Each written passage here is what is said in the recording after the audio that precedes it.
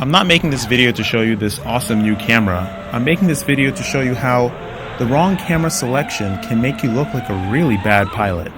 Now, I'm flying here, my video transmitter is going completely bad, and I'm pretty much blind most of the time when I'm flying here, which I know is very dangerous, but just look at the difference between the two. The GoPro has the battery strap around it, so it's like kind of obstructed. And yes, the MG Cool camera does not do super view, so that's a big minus. But look at the difference. The GoPro makes me look like I'm flying pretty decently, and the MG Cool looks terrible. And you can use this as a comparison between the two cameras to say that the MG Cool is a terrible camera, but you have to look at the other things that the camera can do and what it comes with and what it's for. For our purposes, flying around with our mini quads, this camera is not going to serve us very well, even though it's very cost effective, and it's not a horrible camera, it just is not good for this purpose. It's not going to give you that really high quality video. I did have a review comparing the GoPro Session 5 to the Voxeer box camera, but I took it down because the box camera wasn't finished yet. That was a prototype, and they didn't want me to post it, so I wasn't supposed to share it, so I apologize to them very much for that.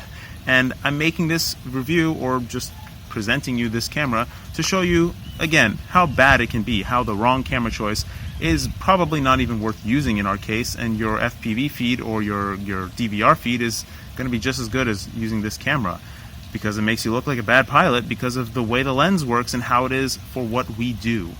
It's not the worst camera, it's just not good for what we do.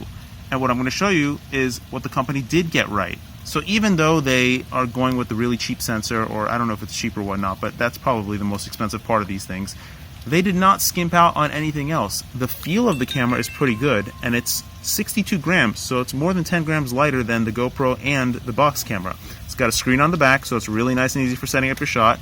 And look at all the crap it comes with. I mean, come on. This stuff is probably almost free for them to make, so it's really nice for them to include all this junk in the box.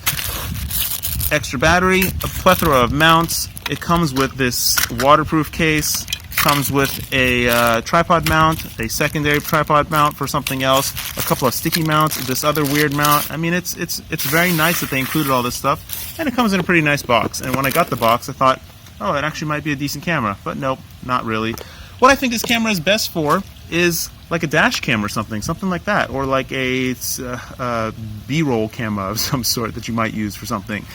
It's a $60 camera, and it falls right in the category of the Xiaomi Yi camera. The Yi is probably just a tad better. And that's it. Not going to waste your time with any more about this camera.